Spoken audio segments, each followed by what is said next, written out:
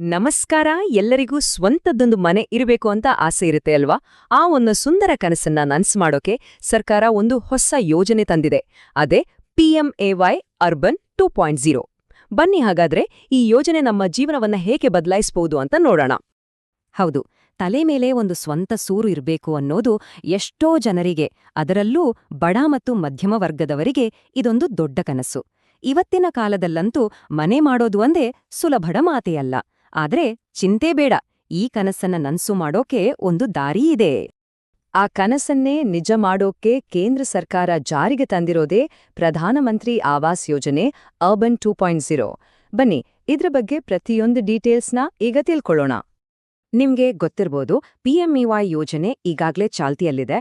ಆದ್ರೆ ಈಗ September 2024ರಿಂದ urban 2.0 ಅಂತ ಒಂದು ಹೊಸ, ಇನ್ನೂ ಪವರ್ಫುಲ್ ವರ್ಷನ್ ಬಂದಿದೆ. ನಗರ ಪ್ರದೇಶದಲ್ಲಿರೋ ಪ್ರತಿಯೊಂದು ಅರ್ಹ ಕುಟುಂಬಕ್ಕೂ ಕಡಿಮೆ ಬೆಲೆಯಲ್ಲಿ ಒಂದು ಸೇಫ್ ಆದ ಮನೆ ಕೊಡೋದೇ ಇದರ ಮುಖ್ಯ ಗುರಿ. ಈ ಯೋಜನೆಯ ಗುರಿ ಏನೂ ಸಣ್ಣದಲ್ಲ. ಬರೋಬ್ಬರಿ ಮುಂದಿನ 5 ವರ್ಷದಲ್ಲಿ ಅಂದ್ರೆ 2029ರ ಒಳಗಾಗಿ ನಗರಗಳಲ್ಲಿ ವಾಸ ಇರೋ 1 ಕೋಟಿ ಬಡ ಮತ್ತು ಮಧ್ಯಮ ವರ್ಗದ ಕುಟುಂಬಗಳಿಗೆ ಸ್ವಂತ ಮನೆಯ ಭಾಗ್ಯ ಕಲ್ಪಿಸಬೇಕು ಅನ್ನೋದು ಕೇಂದ್ರ ಸರ್ಕಾರದ ಸಂಕಲ್ಪ. ಹಾಗಾದ್ರೆ ಈ ಯೋಜನೆಯ ಲಾಭ ಯಾರಿಗೆಲ್ಲ ಸಿಗತ್ತೆ? ಯಾರು ಇದಕ್ಕೆ ಅರ್ಹರು? ಇದು ತುಂಬಾ ಮುಖ್ಯವಾದ ಪ್ರಶ್ನೆ. ಬನ್ನಿ ಇದ್ರ ಬಗ್ಗೆ ನೋಡೋಣ. ಸರಿ, ಈಗ ಕೇಳ್ಬೇಕಾದ ಮುಖ್ಯ ಪ್ರಶ್ನೆ ಅಂದ್ರೆ, ಈ ಯೋಜನೆ ನಮಗಾಗಿ ಇದೆಯಾ? ನಮ್ಮ ಕುಟುಂಬಕ್ಕೆ ಇದರ ಲಾಭ ಸಿಗಬಹುದಾ? ಮುಂದಿನ ಕೆಲವು ನಿಮಿಷಗಳಲ್ಲಿ ಇದಕ್ಕೆ ಉತ್ತರ ಸಿಗಲಿದೆ. ಈ ಯೋಜನೆಗೆ ಅಪ್ಲೈ ಮಾಡೋಕೆ ಮೊದಲನೇ ಕಂಡೀಷನ್ ನಮ್ಮ ವಾರ್ಷಿಕ ಆದಾಯ. ನಮ್ಮ ಕುಟುಂಬದ ವಾರ್ಷಿಕ ಆದಾಯ 3 ಲಕ್ಷದ ಒಳಗಿದ್ರೆ ನಾವು EWS ಕ್ಯಾಟಗರಿಗೆ ಬರ್ತೀವಿ. 3 ರಿಂದ 6 ಲಕ್ಷದ ಮಧ್ಯೆ ಇದ್ರೆ LIG, 6 ರಿಂದ 9 ಲಕ್ಷದವರೆಗೆ ಇದ್ರೆ MIG ಕ್ಯಾಟಗರಿಗೆ ಸೇರ್ತೀವಿ. ಈ 3 ಕ್ಯಾಟಗರಿಯವರೆಗೂ ಈ ಸ್ಕೀಮ್ ಲಭ್ಯವಿದೆ. ಆದಾಯದ ಜೊತೆಗೆ ಇನ್ನೂ ಕೆಲವು ಪ್ರಮುಖ ನಿಯಮಗಳಿವೆ. ಮೊದಲನೇದು, ನಮ್ಮ ಹೆಸರಲ್ಲಿ ದೇಶದ ಯಾವುದೇ ಮೂಲೆಯಲ್ಲೂ ಒಂದು ಪಕ್ಕಾ ಮನೆ ಇರಬಾರ್ದು. ಎರಡನೇದು, ಇದು ಬಹಳ ಮುಖ್ಯವಾದ ಪಾಯಿಂಟ್, ಈ ಯೋಜನೆಯಲ್ಲಿ ಮಹಿಳಾ ಸಬಲೀಕರಣಕ್ಕೆ ತುಂಬಾನೇ ಒತ್ತು ಕೊಟ್ಟಿದ್ದಾರೆ. ಅದಕ್ಕೆ ಮನೆಯನ್ನ ಕುಟುಂಬದ ಮಹಿಳೆಯ ಹೆಸರಲ್ಲೇ ರಿಜಿಸ್ಟರ್ ಮಾಡಿಸಬೇಕು. ಇನ್ನು ನಾವು ಕೊಂಡುಕೊಳ್ಳೋ ಮನೆಯ ಮೌಲ್ಯ 35 ಲಕ್ಷ ಮತ್ತು ಸಾಲದ ಮೊತ್ತ 25 ಲಕ್ಷವನ್ನ ಮೀರಬಾರ್ದು. ಈಗ ಎಲ್ಲರಿಗೂ ಕುತೂಹಲ ಇರೋ ಭಾಗಕ್ಕೆ ಬರೋಣ. ಸರ್ಕಾರ ಕೊಡೋದು ಸಬ್ಸಿಡಿ, ಆದ್ರೆ ಅದ್ರಿಂದ ನಮ್ಗೆ ಸಿಗೋ ನಿಜವಾದ ಉಳಿತಾಯ ಎಷ್ಟು?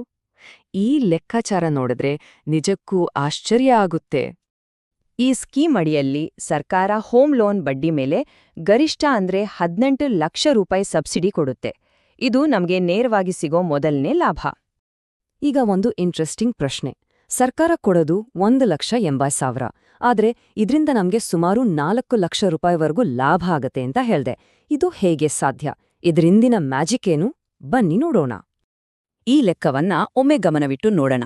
ನಾವು 25 ಲಕ್ಷ ಲೋನನ್ನ 12 ವರ್ಷಕ್ಕೆ ತಗೋತೀವಿ ಅಂದ್ಕೊಳ್ಳಿ. ಆಗ ಸರ್ಕಾರ ಏನ್ ಮಾಡುತ್ತೆ ಅಂದ್ರೆ 1.8 ಲಕ್ಷ ಸಬ್ಸಿಡಿಯನ್ನ ನೇರವಾಗಿ ನಮ್ಮ ಲೋನ್ ಅಕೌಂಟ್ಗೆ ಹಾಕ್ಬಿಡುತ್ತೆ. ಅಂದ್ರೆ ಏನಾಯ್ತು? ನಮ್ಮ ಅಸಲು ಅಂದ್ರೆ ಪ್ರಿನ್ಸಿಪಲ್ ಅಮೌಂಟ್ ತಕ್ಷಣ ಕಡಿಮೆ ಆಯ್ತು. ಅಸಲು ಕಡಿಮೆ ಆದ್ಮೇಲೆ ನಾವು ಮುಂದೆ ಕಟ್ಟಬೇಕಾದ ಬಡ್ಡಿಯ ಮೊತ್ತ ಕೂಡ ಕಡಿಮೆ ಆಡುತ್ತಲ್ವಾ? ಈ ಉದಾಹರಣೆಯ ಪ್ರಕಾರ ಬಡ್ಡಿಯಲ್ಲಿ ನಮ್ಗೆ ಸುಮಾರು 2.2 ಲಕ್ಷ ರೂಪಾಯಿ ಉಳಿತಾಯ ಆಗುತ್ತೆ. ಹಾಗಾದ್ರೆ ಒಟ್ಟು ಲಾಭ ಎಷ್ಟು? ಸರ್ಕಾರದ ನೇರ ಸಬ್ಸಿಡಿ 1.7 ಲಕ್ಷ ರೂಪಾಯಿ ಪ್ಲಸ್ ಬಡ್ಡಿಯಲ್ಲಿ ಉಳಿತಾಯವಾದ 2.2 ಲಕ್ಷ ರೂಪಾಯಿ. ಎರಡನ್ನೂ ಸೇರಿಸಿದ್ರೆ ನಮಗೆ ಸಿಗೋ ಒಟ್ಟು ಲಾಭ ಸುಮಾರು 4 ಲಕ್ಷ ರೂಪಾಯಿ. ನೋಡಿ, ಇದೇ ಈ ಯೋಜನೆಯ ನಿಜವಾದ ಪವರ್. ಸರಿ, ಈ ಯೋಜನೆಯ ಲಾಭಗಳ ಬಗ್ಗೆ ಎಲ್ಲ ತಿಳಿದುಕೊಂಡಾಯ್ತು. ಈಗ ಇದಕ್ಕೆ ಅರ್ಜಿ ಹಾಕೋದು ಹೇಗೆ? ಆ ಪ್ರಾಸೆಸ್ ಅನ್ನ ಸ್ಟೆಪ್ ಬೈ ಸ್ಟೆಪ್ ನೋಡೋಣ. ಅಪ್ಲಿಕೇಶನ್ ಪ್ರಾಸೆಸ್ ತುಂಬಾ ಸಿಂಪಲ್ ಆಗಿದೆ ಮತ್ತು ಪೂರ್ತಿ ಆನ್ಲೈನ್ನಲ್ಲೇ ಇದೆ. ಮೊದಲು PMAYUBAN.gov.in ಅನ್ನೋ ಅಧಿಕೃತ ವೆಬ್ಸೈಟ್ಗೆ ಹೋಗಿ ಅಲ್ಲಿ ನಮ್ಮ ಎಲಿಜಿಬಿಲಿಟಿ ಚೆಕ್ ಮಾಡಿ ಅಪ್ಲಿಕೇಶನ್ ಫಾರ್ಮ್ ಫಿಲ್ ಮಾಡಬೇಕು. ಆದಾಯದಂಥ ವಿವರಗಳನ್ನ ಕೊಟ್ಟು OTP ಮೂಲಕ ಕನ್ಫರ್ಮ್ ಮಾಡಿ ಕೊನೆಗೆ ಬೇಕಾದ ಡಾಕ್ಯುಮೆಂಟ್ಸ್ ಅಪ್ಲೋಡ್ ಮಾಡಿದ್ರೆ ಆಯ್ತು. ಅಷ್ಟೇ, ನಮ್ಮ ಅಪ್ಲಿಕೇಶನ್ ಸ್ಟೇಟಸ್ ಟ್ರ್ಯಾಕ್ ಮಾಡೋಕೆ ಒಂದು ನಂಬರ್ ಕೂಡ ಸಿಗುತ್ತೆ. ಇಲ್ಲಿ ಒಂದು ಮುಖ್ಯವಾದ ಸಲಹೆ ನೋಡಿ, ಮನೆ ಸಾಲ ಅನ್ನೋದು ಒಂದು ದೊಡ್ಡ ಜವಾಬ್ದಾರಿ. ಹಾಗಾಗಿ ನಮ್ಮ ಕುಟುಂಬದ ಆರ್ಥಿಕ ಭದ್ರತೆಗೆ ಫಸ್ಟ್ ಪ್ರಿಯಾರಿಟಿ ಕೊಡಬೇಕು. ಒಂದು ಒಳ್ಳೆ ಟರ್ಮ್ ಇನ್ಶೂರೆನ್ಸ್ ಮತ್ತು ಹೆಲ್ತ್ ಇನ್ಶೂರೆನ್ಸ್ ಪಾಲಿಸಿ ಮಾಡಿಸೋದು ತುಂಬಾನೇ ಮುಖ್ಯ. ಇದು ಯಾವುದೇ ಕಷ್ಟದ ಸಮಯದಲ್ಲಿ ನಮ್ಮ ಕುಟುಂಬಕ್ಕೆ ಆಸರೆಯಾಗಿ ನಿಲ್ಲುತ್ತೆ. ಹಾಗಾದ್ರೆ ಈ ಪ್ರಧಾನಮಂತ್ರಿ ಆವಾಸ್ ಯೋಜನೆ ಅರ್ಬನ್ 2.0 ಎಷ್ಟೋ ಜನರ ಸ್ವಂತ ಮನೆಯ ಕನಸಿನ ಬಾಗಿಲು ತೆರೆಯೋ ಕೀಲಿ ಆಗ್ಬಹುದೇ? ಇದರ ಬಗ್ಗೆ ಯೋಚನೆ ಮಾಡಿ, ನಿಮ್ಮ ಅರ್ಹತೆಯನ್ನ ಪರಿಶೀಲಿಸಿ ಮತ್ತು ಈ ಒಂದು ಗೋಲ್ಡನ್ ಆಪರ್ಚುನಿಟಿಯನ್ನ ಬಳಸ್ಕೊಳ್ಳಿ. ನಮ್ಮ ಕನಸಿನ ಮನೆ ನಮ್ಮದಾಗಲಿ.